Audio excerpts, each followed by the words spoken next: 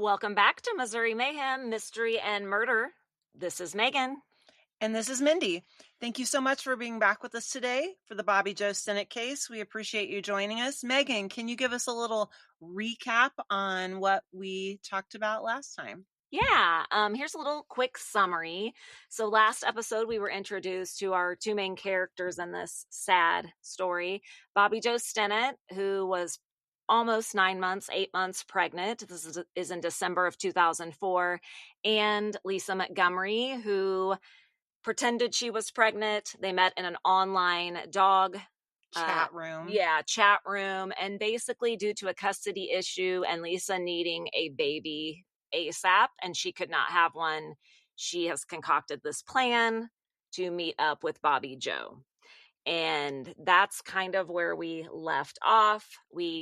Mindy had asked, how did they meet? And so we're going to get into more information about how they met and really how sadly this whole story unfolds. Yes, very sad. So let's get back into it. And again, thank you for being back with us today. Yes, thank you. So here we are, December of 2004.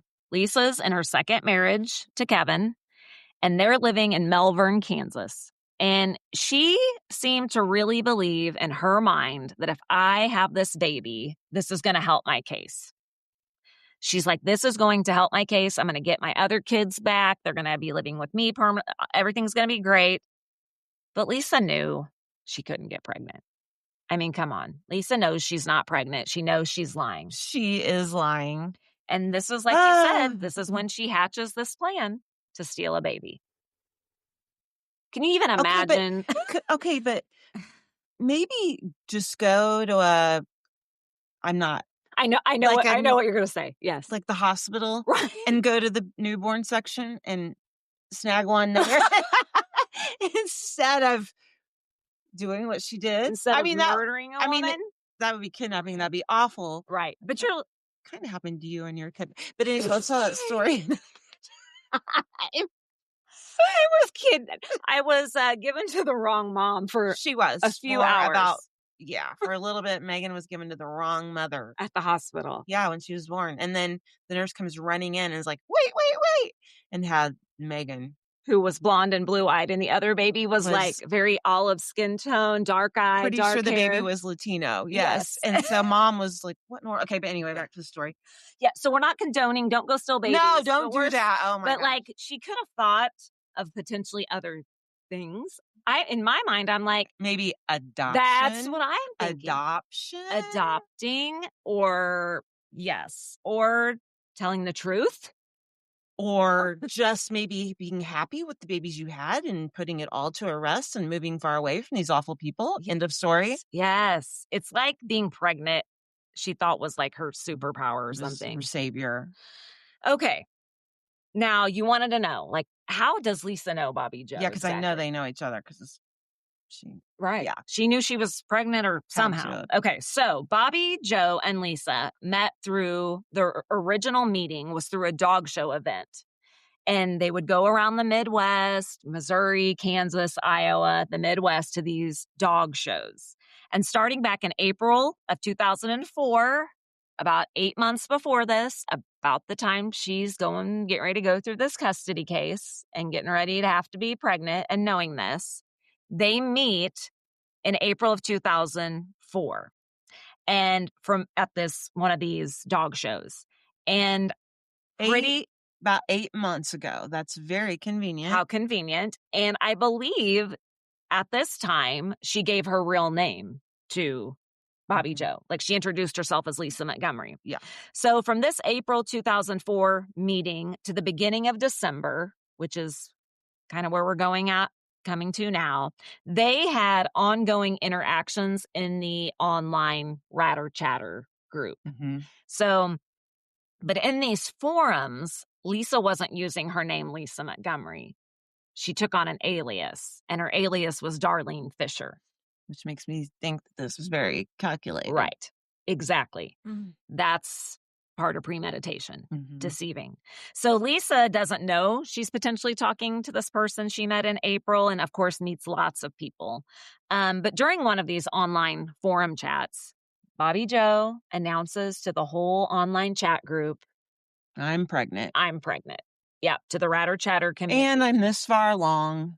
Yes. Giving out information. So guess what Lisa does pretty quickly after that, too? Starts to be about that far along pregnant. Lisa says very quickly after Bobbie Jo's announcement, I'm pregnant too. Can you believe that? Oh, strange things. And so, of course, Bobbie Jo is like, oh, this is so cool. We're pregnant at the same time. And so the two women chat about that. Let me know when you're ready to go into labor. I'll be there for you. Yeah. Yeah. So from April to December, they are chatting online, exchanging personal emails about being pregnant. How are you feeling? That's probably when she grabbed the fake pictures and was sending their fake pictures. Oh my gosh, maybe. That possibly. And of course, again, she's using this alias, Darlene Fisher.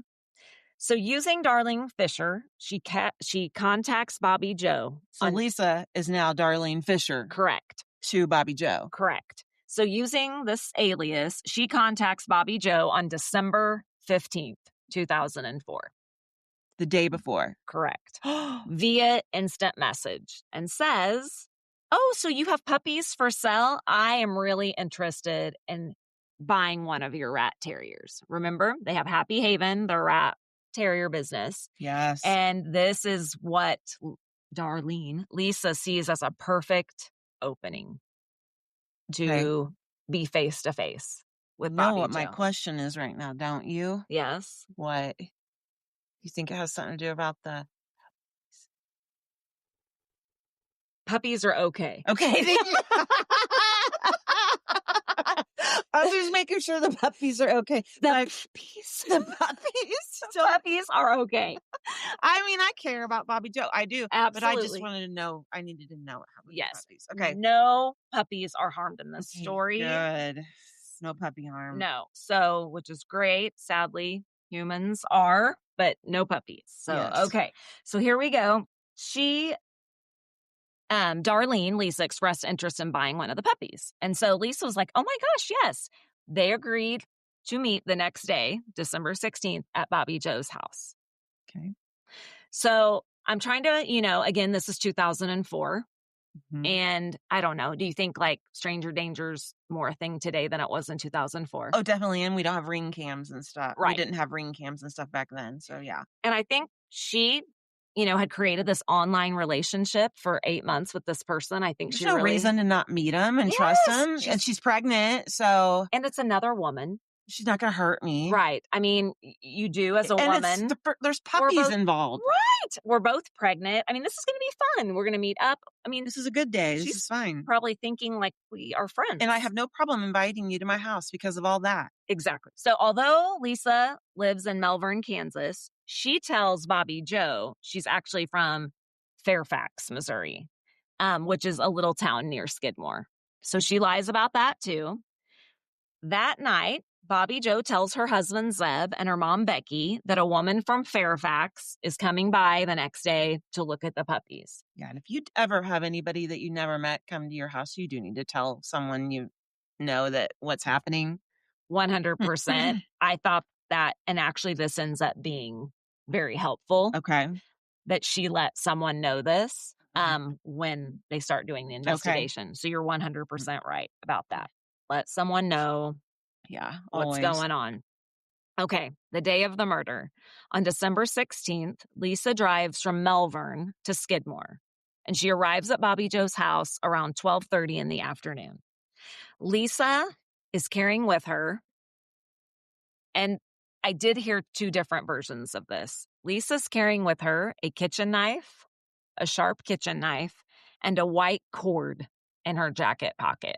And you can kind of see, obviously, this is not going. Those are used for, yes. Now, I did hear a podcast where that podcaster said she took the knife from the kitchen at Bobbie Jo's. At her house? At Bobbie Jo's house. So she didn't bring it with her? Right. But I've read more that she brought it with her. So I don't know what's true on that. But anyways, so Bobbie Jo, which this is smart, she doesn't invite Darlene, Lisa, into her house right away. She brought the puppies outside. Smart. Yes. So they played with the puppies outside for a while, like a couple hours. They were out there talking about being pregnant. it's a really long time to hang out with puppies. I mean, I love puppies, but Yeah. you're going to pick one sooner than 2 hours. Right. I'm thinking since they'd already known each other, they thought a little bit, maybe they had more to talk about. True. You know, they weren't strangers. But in my mind, this whole time, Lisa's having this 2-hour conversation. I'm sure she has stuffed something in her stomach to make her look pregnant. Yeah. I mean, just all this is lies. And Bobbie Jo thinks she has this well-intended puppy purchaser. Completely staged. Completely.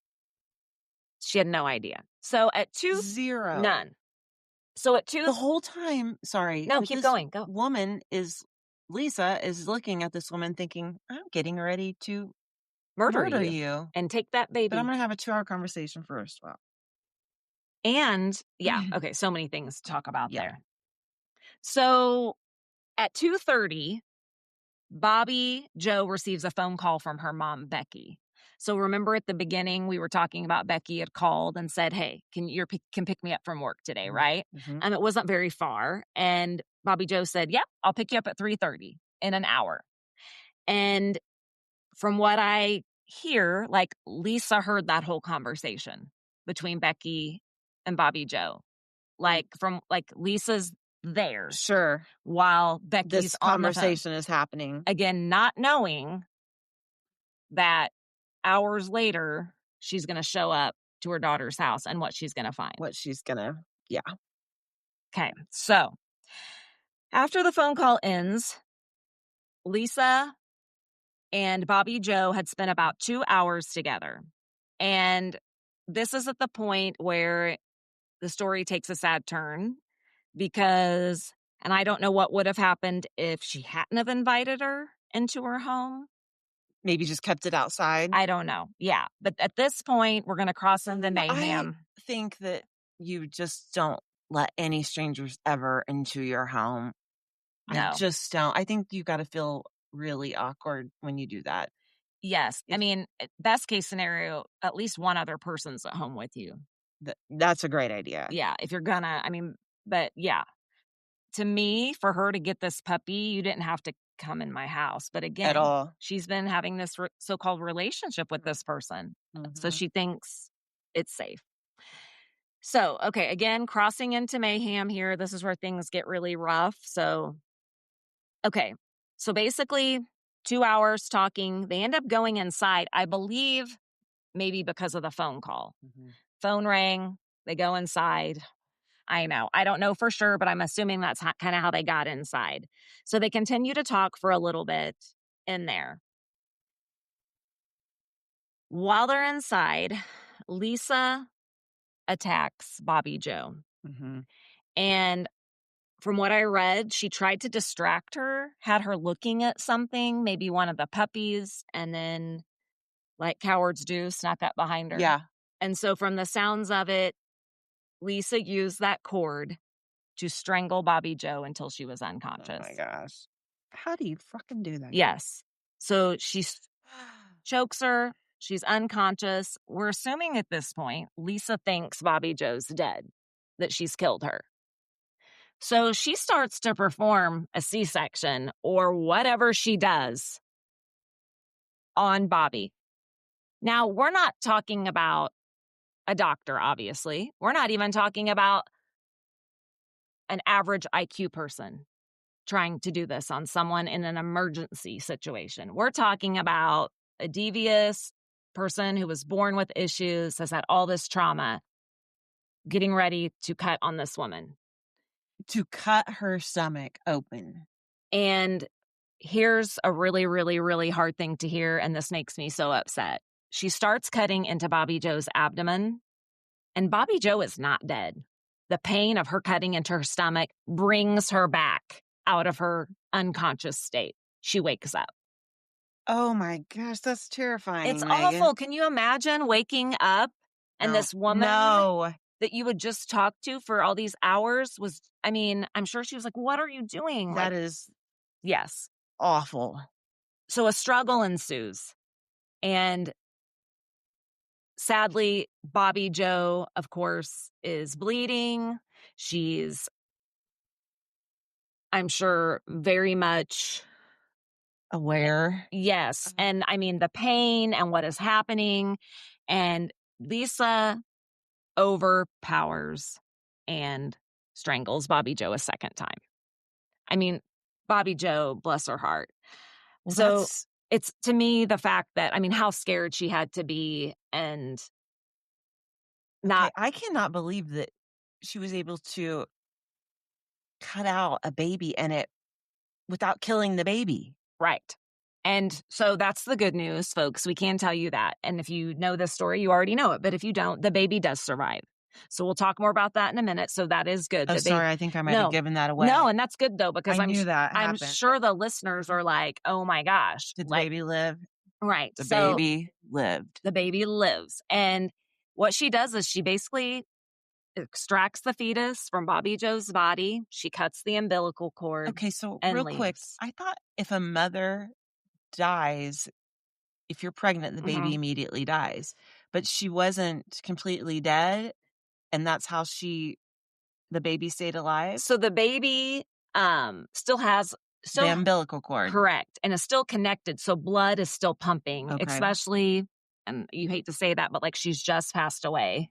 So now if no one had gotten there and done that quickly, then the baby would have died. Yeah. So I think, and I do believe they found, of course, things on Lisa's computer that talked about how to do a C-section and things like that. Yeah. I mean, this is definitely premeditated. I mean, for sure. Because wait, it gets even worse. So she cuts the umbilical cord. She leaves with the baby. She drives just a couple miles down the road from Bobbie Jo's house. She pulls over. She clamps the umbilical cord with something, and she suctions mucus out of the baby's mouth. And the baby cries. The baby's alive. Like with her own mouth, she suctioned the baby? I don't know if she brought one of those like booger sucker things, or what, but it said that she knew enough to clamp the umbilical cord down at the belly button and to suction the mucus from the baby's mouth. The baby cries. And this is crazy. Other than a tiny cut above the baby's eye, the baby's completely uninjured. I mean, that's a miracle. Well, a miracle. A miracle. So after cleaning the baby up with some wipes, she retrieves a car seat that she has stowed in her trunk. Waiting. Yes. I mean, So she pulls over and does all this stuff. Like 2 miles from Bobbie Jo's house. She had Googled a lot about stuff. Yes. She then, after she's done all that, she puts the baby in the car seat and she drives to Topeka, Kansas, is where she drives to. So 3:30 is when Bobbie Jo is supposed to pick her mom up. 3:30 comes and goes, and Bobbie Jo's not there. And she's like, what the heck? So it's like less than a 5-minute walk, I guess. It's very close. Yeah, it sounds like they walk back and forth all the time. Yes. And so Becky's like, you know what? Because I think this was a regular thing. Bobbie Jo would go pick her mom up from work, and she's like, she's not here. I'm just going to walk. So sadly, like we said at the beginning, Bobbie Jo was discovered by her mom, Becky, lying in a pool of blood. And we can assume, and what's written documentation says that was probably about an hour after the murder. Yeah. Okay. So she discovered her fairly quickly. She immediately, of course, calls authorities. And when the 911 call, the way she described the wounds on her daughter, she said it looks like her stomach has exploded. And at this point, Becky tells the EMT, Bobbie Jo is pregnant, but I can't tell if the baby's still there or not. I don't know what's going on. Right. And when the EMTs come, they realize that the umbilical cord's hanging out. It had been cut. And the baby's gone. Yeah, that's horrifying. Horrifying. And so, as we know, paramedics tried to revive Bobbie Jo, but she was pronounced dead at St. Francis's Hospital in Maryville. So was she alive during that whole entire thing? Or did she die? She died right there. Well, yeah. So she sounds like she choked her till she passed out. And then when she went to cut on her, it woke her up and then she killed her. Yeah. It's just terrible. I mean, so again, she had an opportunity to stop. when she woke up. Yeah. She could have She stopped could right have then. stopped and been like, what the hell am I doing? Like, this is not okay. Like, she had a moment. You could either keep going or stop. So, of course, now all the attention, the police, the EMTs, the family turns to Victoria Jo, the baby who's missing and may need medical care. They don't know what shape the baby might be in. I would, if I were the authorities, I would have assumed that she was dead. Well, because I never would have dreamed that someone could literally perform what she did. Exactly. And the baby would be alive. And from based on what the mom described, I mean, it was just horrific. And so the manhunt begins, you know, and when I thought about this, I thought, do you think Lisa Montgomery at this moment, she's driving back to Kansas with this baby, does she really think she's going to get away with this? I think she absolutely thinks she's going to get away with it. Yeah. You think she just in her mind thinks she's... Well, once again, you got to remember how she grew up. And she grew up with a lot of bad factors. So maybe, I think you're right. I think in her mind, like, this was the perfect plan that she had executed. And but the walls come crumbling down shortly. So here we go. An Amber Alert was quickly issued. This was very interesting, but there was a debate before they would release this Amber Alert because they had never used one for an unborn child before.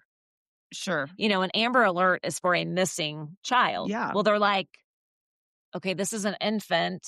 Like, this is... Who may or may not be alive. Yes. And so this, I guess, they... Sure. It's a fetus. Yeah. I mean... Is what it is. Yeah. I mean, it's a baby, but it's like, I just thought that was interesting. They kind of were like, okay, we need to make sure this is what we use this for. Mm-hmm. Luckily, they did, and it went out across the region. And according to the family, they had a lot of support at that time from Congressman Sam Graves, and he really pushed to get the Amber Alert out. So that's good. Yeah. The same time, the same day, Lisa is calling Kevin at home. Guess what? Yeah, this is around now 5:15. So this is a couple hours. Says, guess what? I was out doing some Christmas shopping today, and I was in Topeka, and I went into labor. And I gave birth to a baby. Gosh. Lie. Lie. And here's the thing. And what? I just drove myself home after giving birth? Oh, what? Yeah. I just had a little bit of a layover at the hospital to give birth, and I'll be right back. I'll be home with all the Christmas gifts and a new baby. Yeah, what?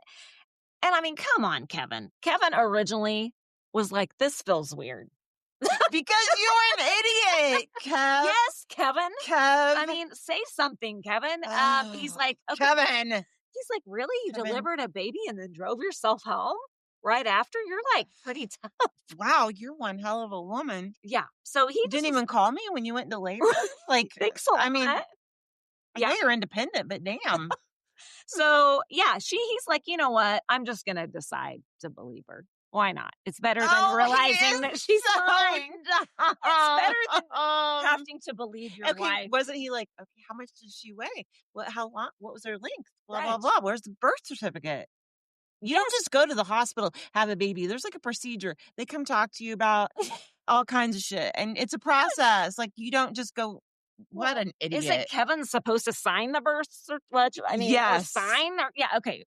Yeah. So... Kevin, I'm feeling Kevin grew up in a dysfunctional family as well. Right, okay, anyway. Right. Again, more opportunities for people to report things, and they don't. But, she said, I delivered at the Birth and Women's Center in Topeka. Voila. Ta-da! Any theories on how the police catch Lisa? Because good news, they catch Lisa with the baby within 24 hours of this happening. Any theories about how they caught her? Let me see. Yes. So quickly. None. I don't know. Yeah.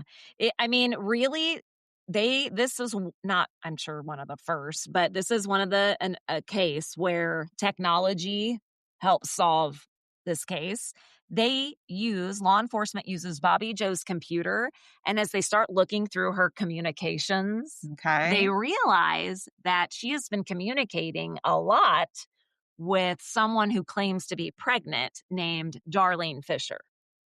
But when they look at the IP address attached to the email, it comes back to an address in Kansas. The IP address gets everyone. People are so dumb. They think just because I delete it that it's, oh no. Well, that's like the BTK killer, the bind, torture, kill guy, like from Kansas. That's how he got caught. He sent an email to police from the church computer. Yeah. They traced him back. He was a church elder. It's terrible. Yeah. So they start looking and they are like, oh, we have an address for Darlene Fisher. At this point, I think they ended up putting the dots together and are like, okay, this address actually belongs to Kevin and Lisa. So by December 17th, again, less than 24 hours later, police are at Lisa's farmhouse in Melbourne, Kansas. And they knew she had a red Toyota. And this was the same one that people reported they saw outside of Bobbie Jo's home. Okay. So, I mean, did you not think it all lines up? Yeah. And you have a bright red car. So when officers, and you don't think anyone's going to notice commit a crime, you need like a gray, a little brown car, white, that matches everything. I mean, so when the officers enter, listen to this. They find Lisa watching TV and rocking a newborn baby in her arms. A 1-day-old baby. Yep. Sitting there watching TV.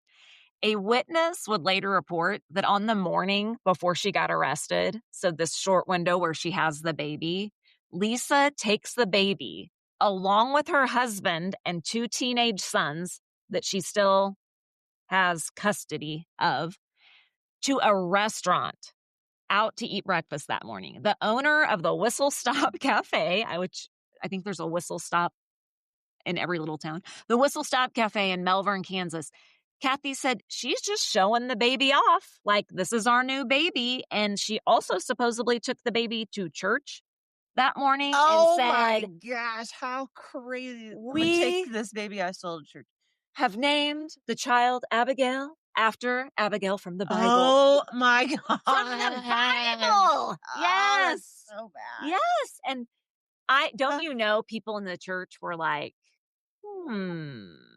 like if they went to church every Sunday, and I don't know, you wonder what. Also, why are you taking that baby out of the house so quickly? I've never had a baby, but don't you just not take the baby anywhere for just a tiny bit? Yes. Like for a couple of weeks, you just stay at home and get in a routine and love on your baby. And like, I mean, if you have to go somewhere, but I don't think I'm taking my day old baby out and showing it off the next morning to a cafe. And not the next morning, like the next day. Anyway, so it's crazy. So she claims to everybody, she's telling everybody she gave birth at the birthing center in Topeka. No records. No records. Sorry. None. You were not here. None. Well, then, if I were her husband, that would have been the first thing I would have said is, where did you have the baby? Yes. And I maybe would have called and said, did my wife come in and, have a baby and leave immediately? Yes. They would remember that. Yes. Here's my wife's name. Here's the baby's name, supposedly. So they show up. She claims, I had this baby in Topeka. Of course, the police call, no record. I think she ended up giving them a couple different hospital names. Like which one is going to work. I don't remember where I went to give birth. Seriously. Yeah. Like you don't. Okay. Then she changed her story and said, well, I gave birth at home with friends on standby here to help me. And they're like, what? Chick, come on. Well, this was all happening in her house in front of Kevin. And one article I read she said, could we go outside away from my husband? And they're like, okay. So they walk outside and she's like, bleh. She just spills it. She did it? Yes. She's like, yeah, she goes, I don't want my husband to know what happened, but yeah, seriously. I mean, come on. And within hours, they had confirmed through DNA that this is Victoria Jo. This is Zeb and Bobbie Jo's daughter. And so he was reunited with the dad very quickly. And she was great. Did they call her Abigail or Victoria? What do you think? Victoria. Yeah. Her name's Victoria Jo. And we actually have a picture. And I don't know much about her, but what we can say is it looked like she has grown into a beautiful woman. She does look like a beautiful woman. Yeah, and she looks similar to her she mom. Graduated in 2023, I'm guessing, from that picture. Yes. So she'd be 20 now, right? Yeah. Right. And I don't know where I don't think they stayed in Skidmore. Probably not. No.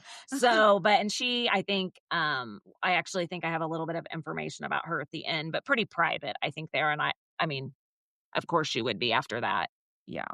So, I mean, within 24 hours, she is charged federally with kidnapping. That can result in the death penalty because guess what she did, which is the same thing Bonnie and Carl did with Bobbie Greenlease.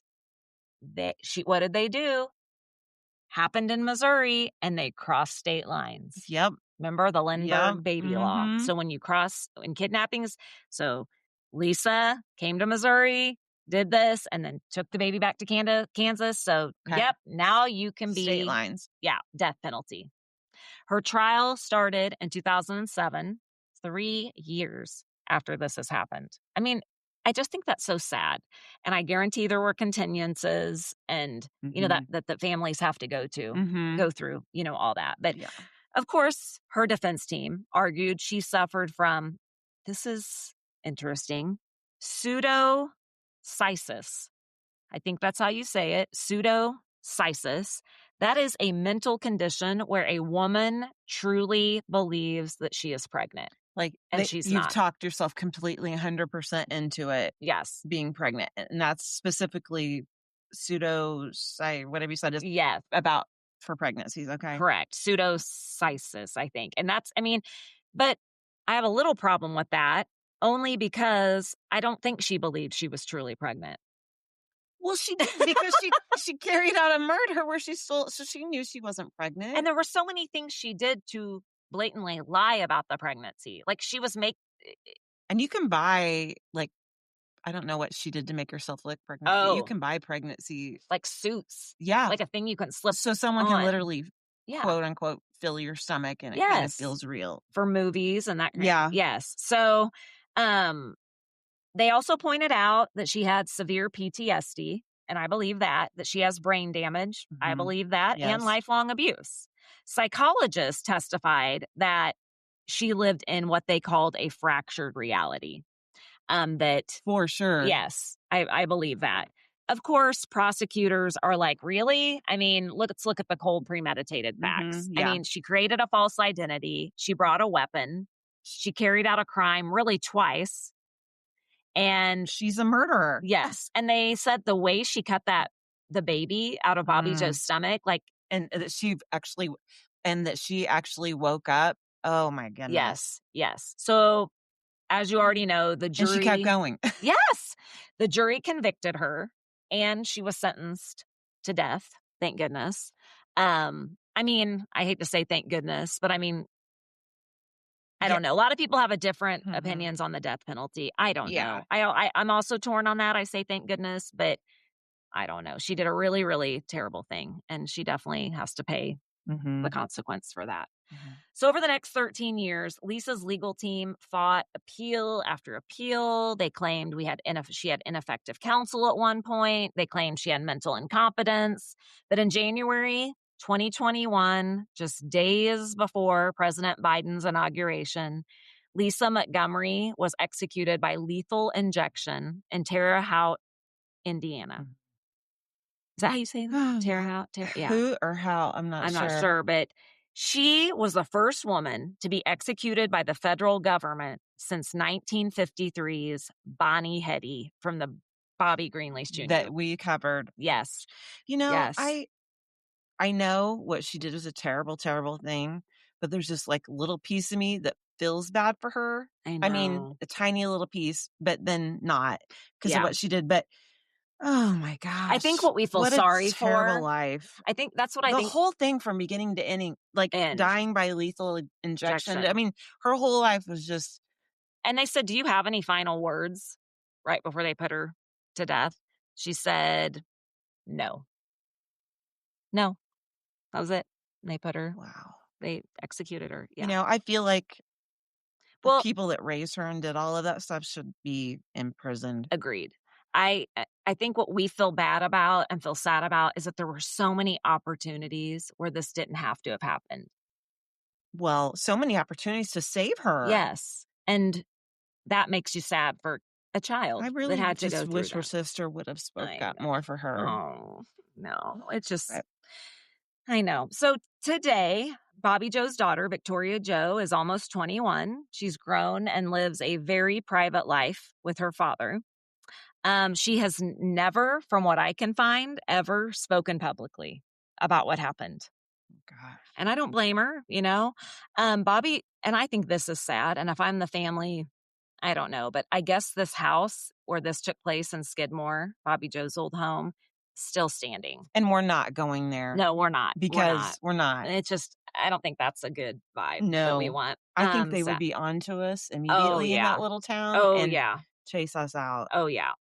But the house is abandoned. Nobody lives there. Yeah. And they said it just... Why don't they just take that down? That's what I'm thinking. If I'm her family, I don't know who owns it, but...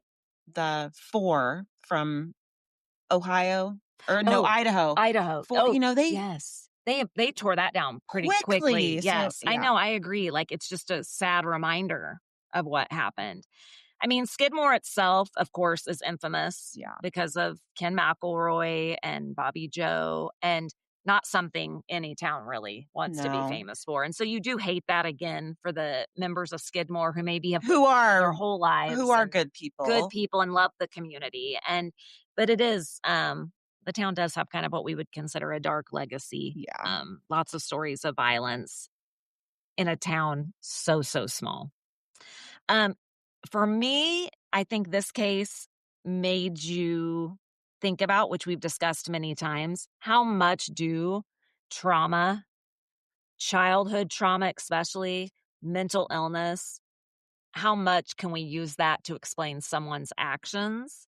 And where does accountability begin and compassion end? Yeah. I mean, obviously, when you take someone's life, compassion ends. Yeah. I mean, so that's what's sad, I think, for Bobbie Jo's family, what matters. I promise you there's not a bit of them that feels sorry for Lisa. No. That's your daughter. Yeah, they lost a beloved. What a terrible way to die, too, for Bobbie Jo.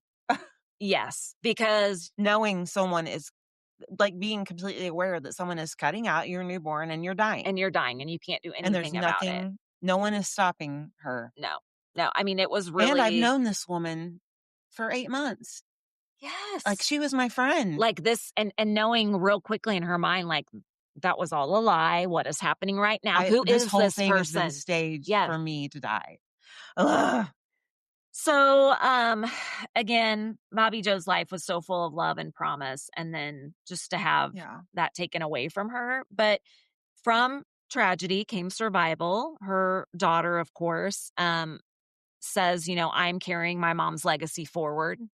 And if you're interested in learning more about the case and some of the other details, there are 2 pretty popular books that were written about this. One's called Baby Be Mine by Diane Fanning and Murder in the Heartland by M. William Phelps. So those were 2 books that I got some information from that if you're interested. I will put the links. We're not getting any money or anything for that, but I, just informing you, I'll put those links probably on the Patreon as well. All right. What do you think? Should we say I think we need to say a quick prayer for Bobbie Jo. Definitely. I'd be happy to do that. I would love that. Okay. Here we go. Heavenly Father, Lord, we just want to come to you today and the case we just talked about. We just pray that you help stay with Bobbie Jo's family. They may find some comfort with you, Lord. I'm sure it doesn't get easier, but you could just help them in any way you can. And just today, Lord, I just want to say to any of our listeners who are going through anything today that it's going to be okay. Give it to God, and it's going to be all right. We're going to get through all of this life. That's right. In Jesus' name we pray. Amen. Amen. Yeah, absolutely. Absolutely. We need to have one of those walls where we put words like don't say the word grave. Don't say absolutely. But yes, if you are having a tough day or going through something rough, know that we're thinking about you, and Yes. Give it to God. We truly appreciate you being here today. We know these episodes get heavy, but we do think it's important to keep them in the light and to let you know, you do need to be aware and you do need to be vigilant and safe. If you do know someone that is experiencing abuse or needs a resource, we are going to include what's called the RAINN hotline. It's the Rape, Abuse, and Incest National Network hotline. So we'll put that in our show notes. We do especially again, talking about these heavy subjects, want to leave some resources in case you ever need those. And we are going to do some lighter topics in the future. Yes. In fact, we have one coming up very soon. It's more of a mystery and a legend. Yeah. So than a murder, no murder. Right. So you guys, until next time, stay safe, stay curious, and stay kind. Thanks for listening to Missouri Mayhem, Mystery and Murder. I'm Megan. And I'm Mindy. Missouri, you bring the mystery. And we'll bring the mayhem. Peace out.